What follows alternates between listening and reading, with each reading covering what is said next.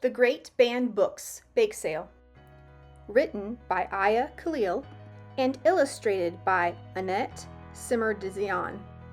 To Mrs. McLean, my kid's incredible first school librarian, who always kept books on display that were windows, mirrors, and sliding glass doors, and to all librarians who fight for the freedom to read.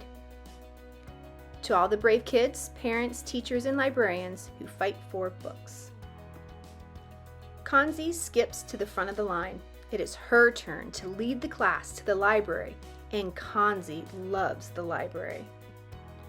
As they walk down the hallway, they pass by the beautiful tapestry that she helped bring to life. It shows all her classmates' names in the Arabic language and the design of an Arabic quilt. It hangs perfectly on the wall, the names of her classmates crookedly connected. Each name looks beautiful. The quilt was a way for Kanzi to share a little about her homeland of Egypt. After that, she was no longer the new kid in school. She was someone her classmates knew and accepted.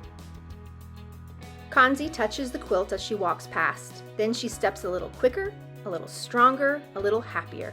She promised her tita she'd bring a book with Arabic words home from the library.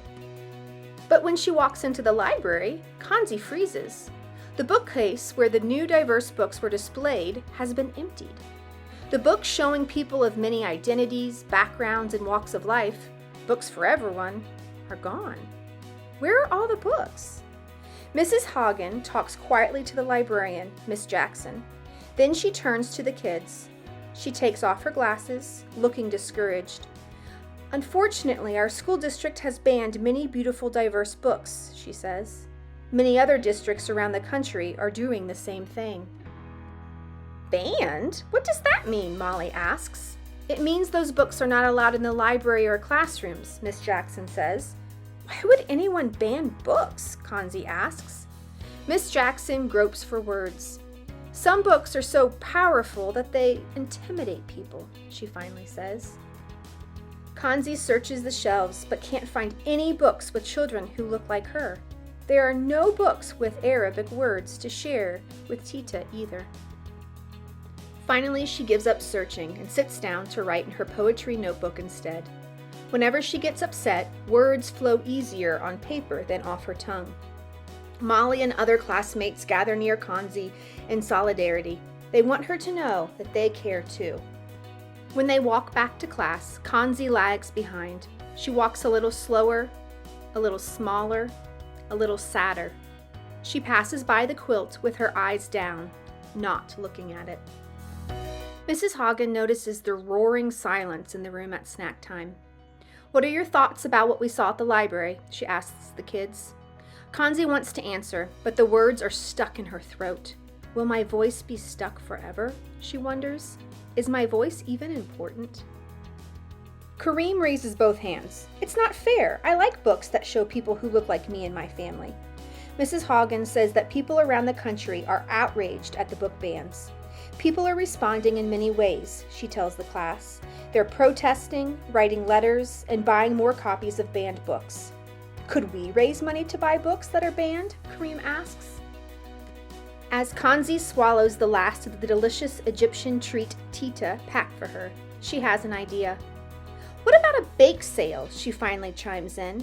And we can make signs and posters, Kareem says. Yeah, we can donate the books we buy to the little free libraries, Molly says.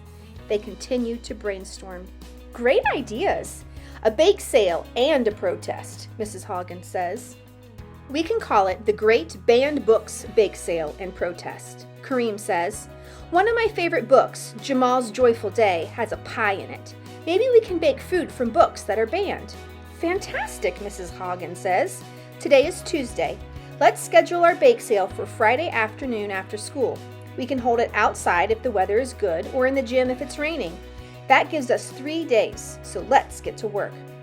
My aunt works at the local news. She loves when I give her ideas, Claire says. I'll let her know.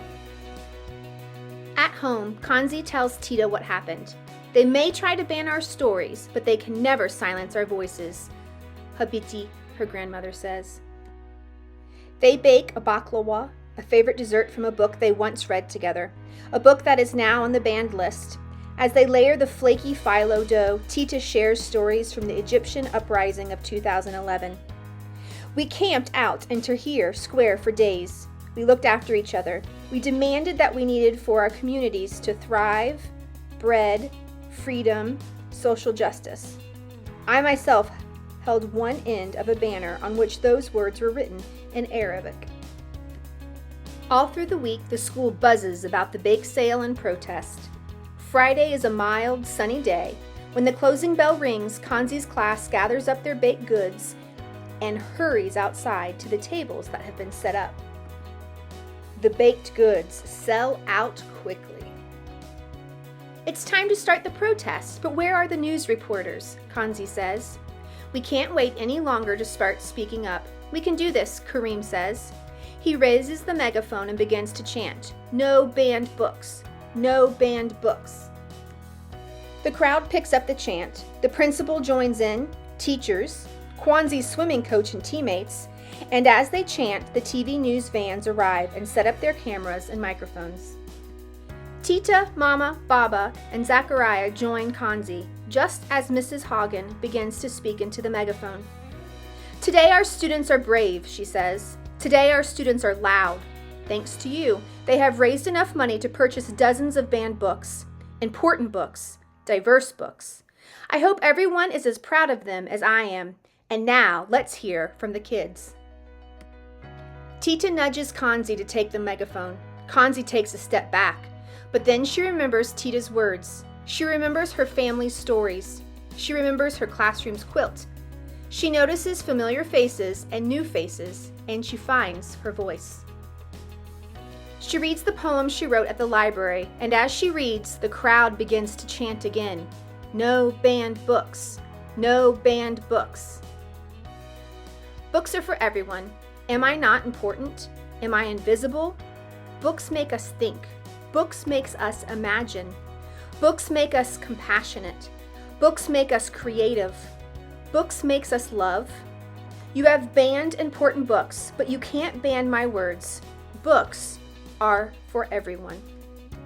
Her voice gets stronger and clearer when she finally finishes. The crowd cheers and continues to chant, "No banned books! No banned books!" The following week, Mrs. Hagen makes an announcement. The district reversed the book ban, she tells the kids. Your voices are powerful.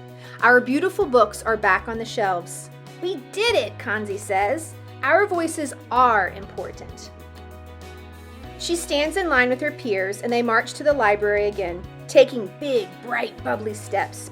Kanzi touches the Arabic quilt as she walks past.